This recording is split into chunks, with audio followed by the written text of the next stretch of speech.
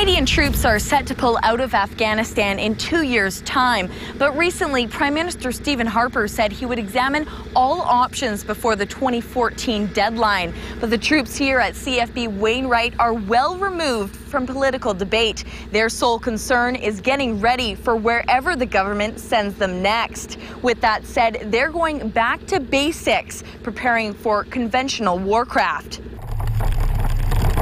Wainwright, Alberta. It's been at the center of most of the readiness training for troops deploying to Afghanistan for the past decade. Its unique landscape was behind the Canadian Army's decision to create what has now become a world-renowned training ground. As they move away from deliberate attack training, there's a shift in style, bringing about the return of the conventional army of the 80s and 90s. Exercise Warrior Ram is the first of its kind, with a chance for all CF troops to own their skills. Well, to be honest, it's a lot more fun to actually get out there, because before, when I was doing the planning stuff, I'm sitting behind a desk, coming up with plans, sitting behind a computer. Now I'm in a tank commanding combat teams. Major Angel is part of the main component of the course, preparing selected troops to command combat teams in full spectrum operations. The combat team is all those different pieces, and myself, I am learning how to command that, basically to do a number of different tasks. The one we focus on specifically is the attack. So we go up to an enemy position, we breach any defenses they have, any obstacles, which are minefields and ditches and wire obstacles such as that, and then we destroy the enemy. We had to come up with a scenario that is CF-wide, so Canadian Forces-wide. It can be used by the Air Force, it can be used by the Navy, and it can be used by us in the Army. So it's a fictitious country. It's an island country that has, there's a lot of ethnic strife. There is a guerrilla battle going on. There are regular forces. They have a regular army with tanks and aircraft. So it's a overarching scenario which we can take pieces from in order to build an exercise so that we have an appropriate level of threat. For the combat team commander candidates, the realism of the course is second to none. You have to control the movement of tanks. The tanks move very fast and they can shoot very far. While you're doing that, you have to make sure that the infantry is in the right place so that when the tanks meet with the enemy, that we can push the infantry up onto the objective. It's the best training area in Canada for this type of maneuver, because we have many different types of terrain here. We have sand hills, we have flat plains, we have just crazy terrain with trees and knife edges and big hills. Plus we have the river, the Battle River, that we can use for river crossings and capturing bridges. It's just a brilliant training area. Those chosen are rising stars with the Canadian Forces and will be the future leaders. Most of the students here on the course have been selected already to command a combat team once the course will be over. So it gets us ready to do the job for real once we arrive with troops, and eventually, if that happens, deploy with them if the government of Canada decide to send us somewhere. The tactical school directing staff from the Canadian Forces base in Gagetown, New Brunswick will help the candidates along the way. Not only are the students learning how to bring all the components of a combat team together, but also how to handle the burden of making tough decisions under pressure that will ultimately affect the lives of the troops under their command. It absolutely helps to build the confidence, because when we're doing those attacks, when we practice those, it's really good, because after you've done it, you know that, okay, if I ever have to do this again, I know how to proceed. I've just done it, it went well, so it's really a big confidence builder. This has been the best challenge so far, to take all those elements, do a quick plan, and then conduct our job in order to destroy the enemy. But before that happens, it's maintenance day on base, a chance for both sides to check their gear and get mentally ready for the long days ahead. Our team has been incredible. The soldiers are motivated and they're hard chargers. They want to get out there and they want to close with the enemy and they want to destroy the enemy. That enemy is supported by the 1st Battalion of Princess Patricia's Canadian Light Infantry. With the defense is Major Loic Doris. As the exercise gets underway, some 15 kilometers south of the base, Major Doris is stationed high atop one of the rolling plains, watching and waiting. We're currently in West Isle. So West Isle is an independent country that's strife with political problems. We are elements. As you can see, we're not wearing the Canadian uniform because we're representing as for elements of the West Isle Defence Force. So we're supporting the government, which is deeply aligned with the minority of the people and is quite oppressive to the majority of the people. To our front, we have the defensive position, and what we're looking at is the friendly forces, the combat team, that's coming forward and moving along this trace to do a series of attacks today. So they're doing 3 hasty attacks today, and that's where they're going to bring the combat team onto an enemy platoon. For Major Doris and the others representing the West Isle, playing the enemy gives them experience from a different point of view. Done a lot of offense. This gives us an option to look at the defense and work out some of those drills. So the training value is excellent. 1,600 troops are taking part in the exercise, mobilizing some 600 vehicles. There's a squadron of tanks, which is 18 tanks, and a company of infantry, so 15 labs with a section in each lab. There's also 1 engineer troop, which is going to support the breaching for when they encounter obstacles, and 1 FOO, the FOO party, the artillery, forward observation officer, which will coordinate the indirect fire, the artillery fire. As the exercise begins, all those components are ready for whatever the enemy sends their way.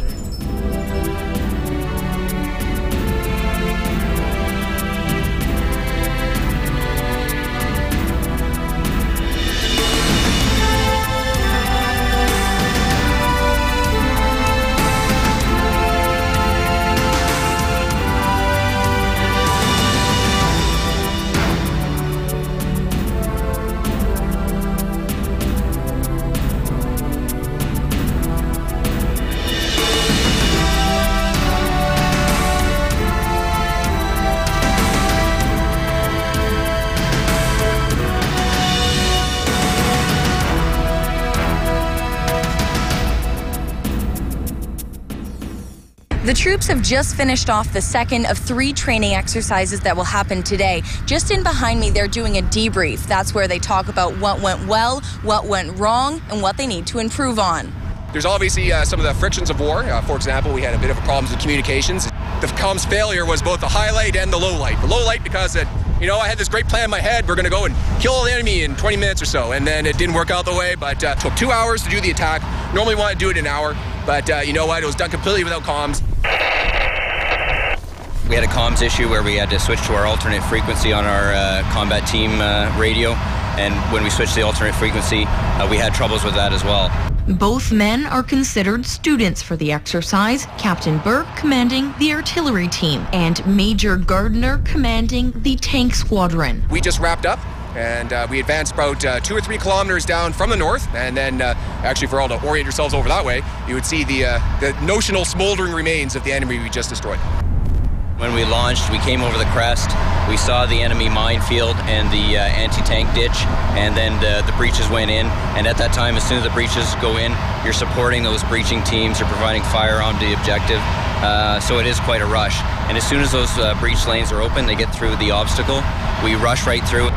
This is not the first time lanes have been breached out at Wainwright, and it certainly won't be the last. Soldiers come from across the country and even the United States just to get the chance to train here, none taking for granted the realistic look and feel of the grounds.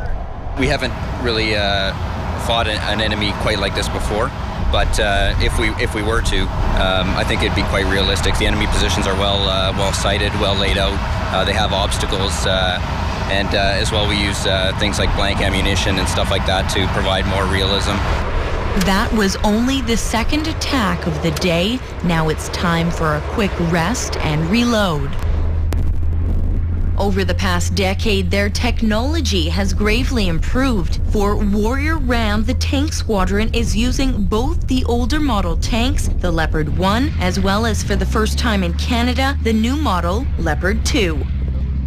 Just behind me is one of the new Leopard 2A4Ms that's coming into service here with Canada. They're in the process of replacing the Leopard C2, which there's still some of them in the combat team right now. They've basically started to phase them out. That shift will happen over the next year or so. The ones used for this exercise arrived on base in late January, early February, already receiving rave reviews from the troops so far. However, weighing in at 65 tons, they are much bigger. Even though they weigh more, they can go significantly faster. The Leopard 2A4 is equipped with a 120 millimeter smoothbore gun, and the older C2 has 105. So it brings obviously that much more firepower and to the table, and that much more armor, speed, and larger vehicle. This is the first major exercise on home soil for these new Leopard 2s, though they had been widely used in Afghanistan. While many of the troops have never been a part of this type of orthodox training, it's the second time around for Major Clark. When I joined as a young trooper, we did a lot of this training and, more of the conventional warfighting style training. And we still use it as a stepping board, train for the worst case, because it's easier to move down than it is to up at the last minute in your training. For the younger guys, where all they've seen is the workup training to go overseas, it is a different exposure for them. But a lot of the soldiers, they are interested in the younger guys because they've never seen the large scale cooperation outside of the Afghanistan context. After completing the third and final exercise of the day, the troops will now spend the night here on the battlefield, sleeping on tarps under and beside the vehicles before another day of training tomorrow. During real combat as well as in training, keeping troops on the battlefield for as long as possible is vital. That's where the One Field Ambulance Medical Company comes into play. The UMS, there are two groups that are located in this camp, and each consists of 10 to 15 medical technicians, which are military-trained paramedics, as well as a medical doctor to provide clinical care to the soldiers. They fill numerous roles at CFB Wainwright and are an integral part of its operation. The team here at the main medical clinic tend to the needs of the soldiers on a day-to-day basis, all while keeping up with their medical training. But they also stay up to date with soldier training. While they may be specialized to save lives, they are soldiers first and foremost. That's the daily challenge, is that we provide real-time clinical care throughout the day and use our opportunities to continue with medical military training. One Field Ambulance has deployed to support the training that is occurring by providing that primary health care and support to the soldiers. As well, it's an opportunity for One Field Ambulance medical staff to do some training, both military and medical training, so that we are able to provide additional medical support for whatever task the Canadian Forces is involved with next. They're fully equipped with a lot of the same technology a regular medical facility would have, both here at the base and in the field. We deploy with medical resources that allow us to function and care for soldiers out in the training area without having to send them back to the base to receive care there. So we have a pharmacy with medications to dispense and provide to the soldiers here. We also have medical equipment to provide resuscitation and trauma care for any medical emergencies. Participating in Warrior RAM gives the medical staff a chance to get away from the day-to-day needs of the soldiers and prepare for their next assignment, wherever that might be. So you're at the unit medical station, but there's a whole other aspect of medical care that occurs directly with the combat teams. There are ambulances, both off-road ambulances and mechanized ambulances that can go directly with the combat teams and provide that immediate health care.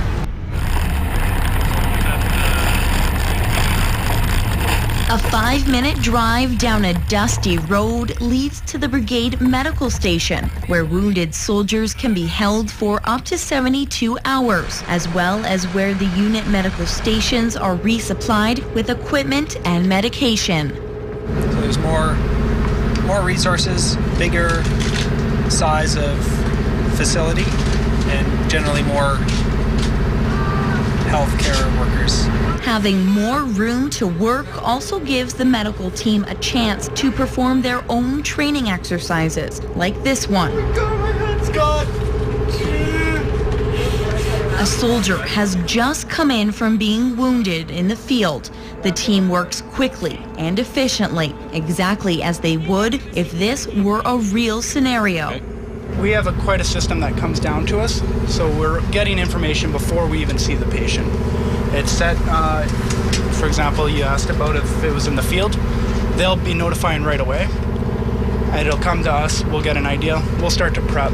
So we already get ourselves mentally ready for it. Hi, you're at the brigade medical station. We're going to take good care of you. How are you feeling?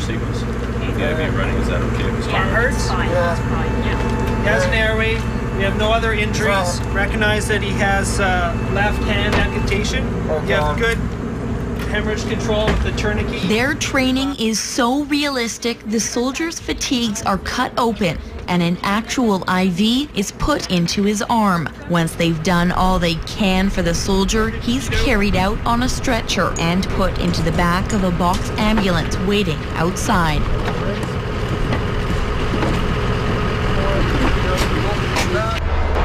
A big part of military training is mentorship, learning from the higher ranks and eventually passing it down the line. The same goes for the new recruits into the medical brigade. When I first came in, I got it all.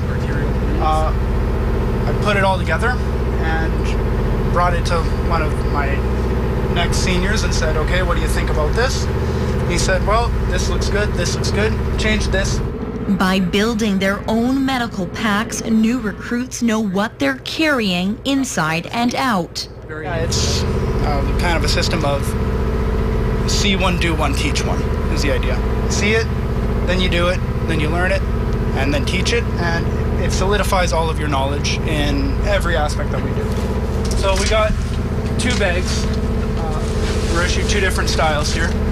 Those of us who are attached to dismounted positions, which are, for example, the infantry, we get these bags. This is called our TCCC. What it is immediate response to someone. I have airway, advanced airway, trauma issues, chest seals, anything that is going to be an extremely dire emergency right away. His is designed more to, go along with the soldiers. It's smaller, a little bit lightweight. Inside, I've designed it the way I have. I mean, it comes standard issue with a BVM, a bag valve mask, so you can, ventilate the patient that way, or a face mask so you can manually breathe in. And like his, I've got my airway supplies, medications, vital signs, major trauma, control bleeds, and IVs, and a whole bunch of extra accessories for support of the higher trained medics. Another aspect of keeping the troops healthy brings into play this vehicle.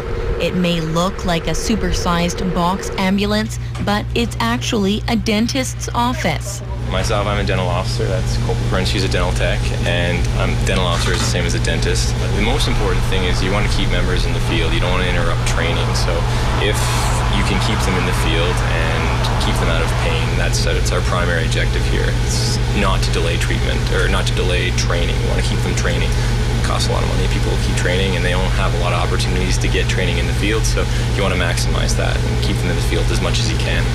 Captain Walker sees true dental emergencies like a toothache or a chipped tooth more than you would think, once every 2 days. On top of that, we've used our additional time to do checkups. So if they've got downtime, we've got downtime. We'll use that to try to maximize that downtime to do exams and point out things that need to be done in the future, whether we can do it here in the field. And while the location may be a bit out of the ordinary, the soldiers still get the care they need. We have x-ray capabilities, we've got a dental chair, we can do pretty much everything except for complicated surgery here. So we have all our facilities. Sometimes it doesn't run as smoothly as we'd like because just the configuration, but yeah, everything that would be in a normal dental office we have access to. As all the components come together for Warrior Ram, it seems the feeling amongst the troops is the same. Getting out to the field is nice. It's what you've trained for. And so when you finally get out here, it's nice to put the skills that you've learned to good use. So you feel like you're making a difference. So far the experience has been really good because it's a good training vehicle to help us get ready for our next assignment. This is the Army's flagship course, and it's probably the single best training event that I've been able to do in my career in the Army. In the Army, our job is, you know, in greater terms, to defend the freedom of Canada, right? That's why we exist. And these are the core skills that if we do have to go to war, that we need to be able to execute. Back on base, the troops are gearing up for the remainder of the exercise as those at CFB Wainwright prepare for their unknown future. The Canadian Army is known for being at the forefront of peacekeeping operations and will continue to do so. The mission in Afghanistan will soon come to a close. And even though they have no enemy in mind, each unit here will continue to come together to improve their ability to serve and protect not only the lives of Canadians, but the lives of innocent civilians around the world.